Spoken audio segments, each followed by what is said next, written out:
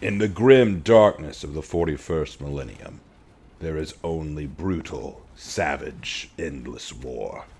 Mankind, once mighty and indomitable, commanded and led by the Emperor of Man himself, is now a fractured, paranoid, and near hopeless husk of its former glory. With enemies plaguing them from within and without, to say that humanity's survival is hanging by a thread would be a far too optimistic appraisal. Mankind has had to war without ceasing and without rest to maintain their foothold in the galaxy. Among the many warriors and weapons wielded by man, none is more potent or more effective than the Adeptus Astartes, the iconic Space Marines. Once these genetically enhanced superhumans were the mighty vanguard of the great crusades that led humanity to glorious conquest.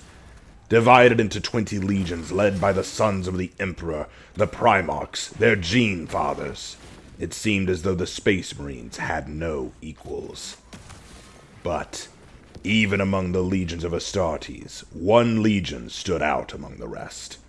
They were the First Legion. Theirs was the gene seed of the Emperor's first son and Primarch, the uncrowned princes. They were the Emperor's Dark Angels, and they are, by far, my favorite Space Marine chapter.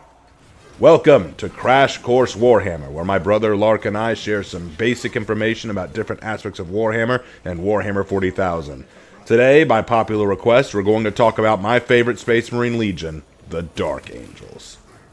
I get asked all the time which chapter of Space Marines is my favorite, and when I say the Dark Angels, I always get at least one or two people scratching their heads going, "Really?" I can't entirely blame them either. While they are a well-known and very strong chapter, they are often painted as being evil. But I would say this isn't their fault, so much as it is Games Workshop treating them as one-dimensional in almost every book they write about them. But we'll get to that in a minute. As I said in the introduction, all Space Marine legions are formed from the genetic material of one of the 20 Primarchs, the sons of the Emperor. The Dark Angels, as the first legion, were formed from the genetic seed of the first Primarch, Lionel Johnson, who, I would argue, is the strongest of his brothers. You need to bear in mind why Lion and the Dark Angels are so special. They are the first. That doesn't just mean that they were born first or that they were formed first. No. It means they were the prototype. The Dark Angels were the basis and start for all other Space Marines after them. The Dark Angels tested many of the tactics, weapons, and battle formations and strategies that other Astartes would later perfect. The Dark Angels were the first legion ever deployed into combat. But here's the cool part about them you may not know. We don't know a lot else about their origins and early battles and engagements. See, do you know how your parents told you not to be afraid of the dark? There wasn't anything under the bed that was trying to get you. There were no monsters in your closet or outside your window after dark. Yeah, see, that was a lie. There are monsters out there. Forces so vile, so terrifying, so soul-crushing, that even the Emperor of Man didn't want them killed. He wanted them erased, gone, deleted, not mentioned in a history book. He wanted it made that these things were never even talked about or known about. So who do you think the Emperor of Man sent to eliminate these threats? The Angels of Death themselves. If the Space Wolves are called the Emperor's Executioners, the Dark Angels are the Emperor's Eliminators. The only reason the Ultramarines and other legions have more battle honors than they do is because there are battles the Dark Angels have sworn to never even mention. And it is in this one word that we get all the encompassing strength and weakness of the Dark Angels. Secrecy. The Dark Angels are sworn to binding oaths of secrecy, not only in the enemies they fought, but in terms of what they have used to fight them. The Dark Angels are given the most powerful weapons, armor, and tools possible to wage these secret wars, and are forbidden to share or speak of them with others. And these secrets only became even more binding and important when Lionel Johnson was finally discovered and officially given the Dark Angels to lead and command. Now, Lionel Johnson deserves his own video, honestly, so we won't go too much into him here, but I'll say this much. The man was loyalty and strength personified. He was raised on the death world of Caliban, where he was fighting warp abominations as a mere child. He served with and commanded an order of monster-slaying knights on the planet and unified them to purge all the monsters from that world. Imagine a moment a world like Monster Hunter Wilds, but there are way more monsters, they all want you dead, and the hunters are all knights led by one giant superhuman warrior. Meanwhile, every plant and animal on the damn place is trying to kill you. That is a taste of Caliban. So when Lion meets his sons and learns what their responsibilities were as the Emperor's Angels of Death, you can imagine it was right up his alley. So, obviously, I'm a huge fan of the Dark Angels and Lionel Johnson. So you might be asking at this point, Raven, if the Dark Angels are so incredible, why do people seem to take issue with them? How are they evil, like you said before? Okay, to understand that, you need to understand what happened after the Horus Heresy, the great treason that led to humanity fracturing. Alright, so Lionel Johnson had this friend, practically like a brother or father to him, named Luther. Luther was the one who found Lion as a child and brought him into the knightly fold, but Luther was becoming more and more jealous of Lion's strength, fame, and position. When Lion sent him back to Caliban to oversee the training of the next set of Space Marine recruits, Luther, with the help of the dark gods of chaos, began to weave lies and manipulations towards the Marines there. They began to resent their Primarch, resent the Emperor, and this resentment festered into open rebellion. When Lionel Johnson and the Dark Angels returned to Caliban to restock and resupply, they were attacked by their own. And the war between the true Dark Angels and the fallen Dark Angels was brutal, barbaric, savage, and destructive. Luther and Lion duel in a furious melee, and with Luther fueled by the power of the Dark Gods, he was able to actually injure Lionel Johnson. But something happened the gods didn't expect. When he should have landed the fatal blow, he hesitated. Lion was his friend, his brother, practically a son to him. How could he kill him?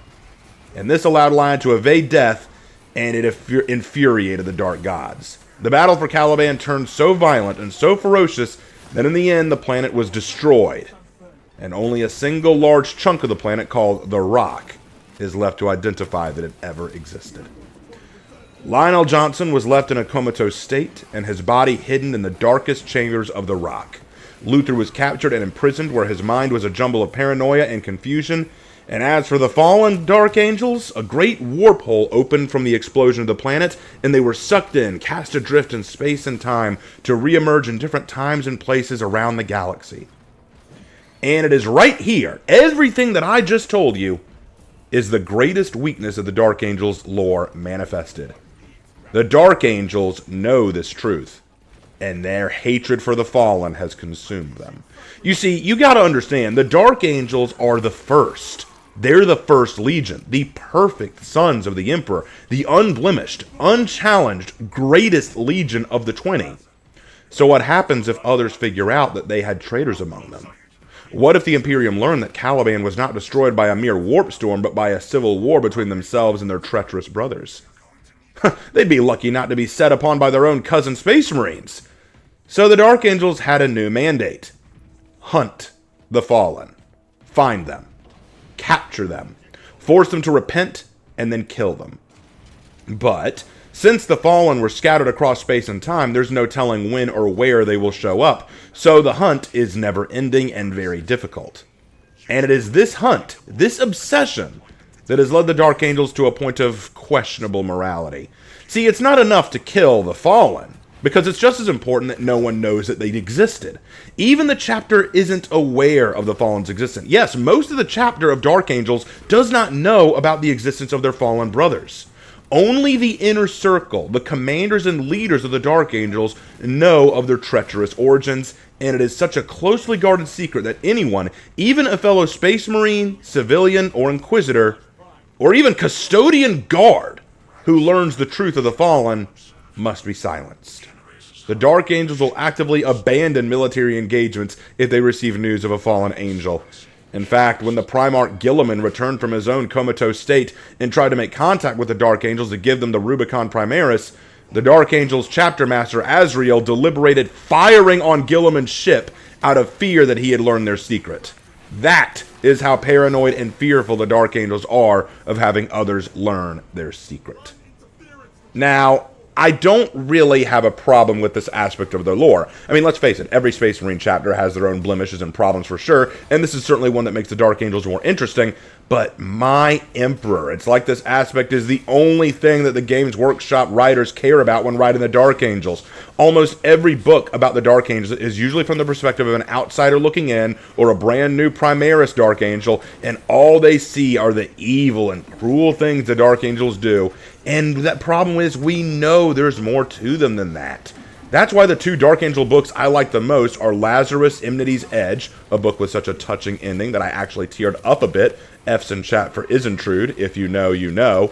And the second one being Lion, Son of the Forest. And I like that last one in particular because it follows the return of Lionel Johnson from his comatose state as he learns the state of the galaxy since he's been gone, and also begins working to find and redeem his fallen sons. Because you see, as it turns out, many members of the Fallen were not traitors, but just swept up in the confusion and uncertainty of the battle on Caliban. See, I love the Dark Angels. They are my favorite chapter in Legion, not only because of their aesthetic, which is peak, by the way. Even people who don't like the Dark Angels have to admit they have some of the best drip out of all the chapters. Okay, you can't touch it. But not only that, but because of their knightly inspirations and their sheer raw combat doctrine and skill. There's more to them than that, though, and I think what I really like about them is they embody the nobility, strength, and power of the knights that I've looked up to since I was a kid. The secretive nature of their chapter is both their strength and weakness, which I can appreciate. See, the strength of it is that it ensures their enemies never know their faults or failings, and it increases their bonds of brotherhood. But in turn, it puts them at odds with outsiders and means that they can be distracted or prone to do heinous things in order to protect those secrets. But see, what makes me so happy about the Lion's return and about how he was written in his book is not only because he's my favorite Primarch. I mean, let's face it, he is my favorite Primarch, and so I'm a little biased, I admit that. But there's another reason I love it too. Because it touches on a theme that you don't normally see in Warhammer 40k. It attempts to touch on redemption, forgiveness, second chances. Not only for those who've turned against the Imperium, but for those who made mistakes in defending it. Lionel Johnson has regrets about his actions in the past and the lengths he went to for the sake of secrets and lies, and he sees the cost of those secrets in the fate of his chapter. Again, I'm not going to go too deep on Lionel Johnson here, but that theme of wanting to redeem yourself as well as redeem those around you is a theme I think is all too ignored in 40k. The redeemed warrior, the forgiven sinner. And that is what I see in the Dark Angels and what draws me to them. Look, a lot of people are going to look at the Dark Angels and just see a bunch of evil bastards like Asmodai, their chief chaplain, who would gladly burn down a whole planet if it meant killing one fallen hidden there. And trust me, I take issues with Asmodai. Trust me on that. Asmodai! Our assumptions are confirmed! What? He has a suspicious brother! Is he good with the Fallen? Make him repent! But I see more than that. When I look at the Dark Angels, I see the captain of the 5th Legion holding the hand of a dying teenage girl who gave her life to save his, and giving her words of encouragement as she passes away. I see an apothecary delivering a baby from a dying mother so that this child would have a chance at life. I see a brave and noble chapter master Azrael dueling Karn the Betrayer himself, one of the most terrifying and powerful Chaos Space Marines, and even gaining the opportunity to take his life at the cost of his own, but instead putting the needs of his brothers and the Grey Knights he was working with above his own battle honors, and instead escaping to aid his fellows. And I see Lionel Johnson standing over the kneeling frame of one of his traitorous sons, who looks up at his father and asks him to do him the honor of ending his life to atone for his sins. See, I don't look at the Dark Angels and just see villains and paranoid, secretive bastards.